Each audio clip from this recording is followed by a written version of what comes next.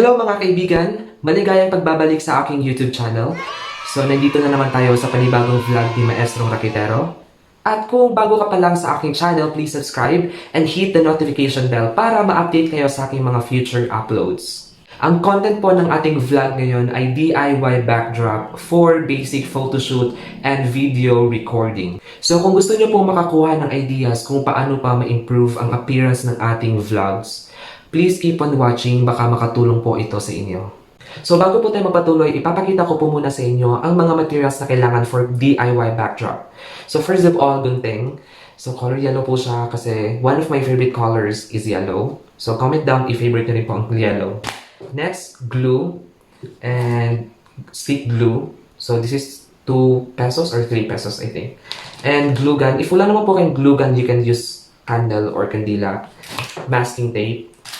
And printed materials just like this for the letters.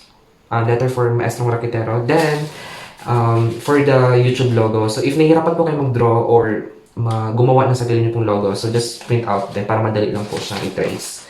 And used folders. So, hindi niyo po kailangan bumili ng bago if meron po kayong mga used folders at home. So, para makatipid po. And colored paper, just like this. Or sticker, colored paper. And construction paper or art paper.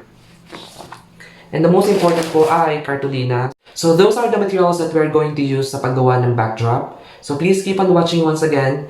And let's get started.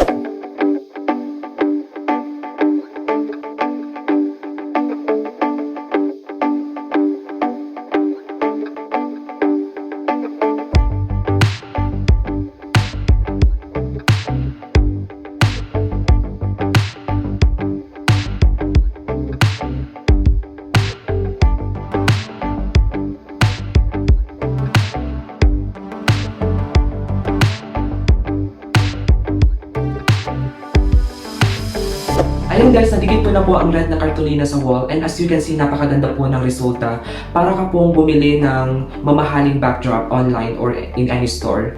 So you can really try this one guys. Napakamura lang po. Just choose your own color. And also, I noticed na hindi niyo po mapapansin yung hati ng cartolina. Siguro dahil rin po sa lighting and sa camera.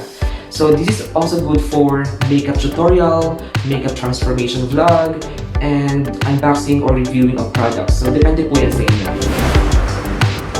Shoutout po pala kay Giselle, Sir Randy, Sir Charles, and Ma'am Jenny Rose.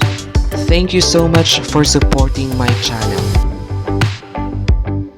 Nakabit ko na rin po ang black na cartolina sa wall. So, same po sa red na cartolina, napakaganda rin po ng resulta. Depende po rin po talaga sa taste nyo kung ano pong color ang gusto nyo pong maging backdrop. So, as you can see, maganda naman po ang resulta at magagamit nyo po talaga to sa mga videos nyo. Lalo-lalo na po sa mga live streaming, sa mga gamers dyan.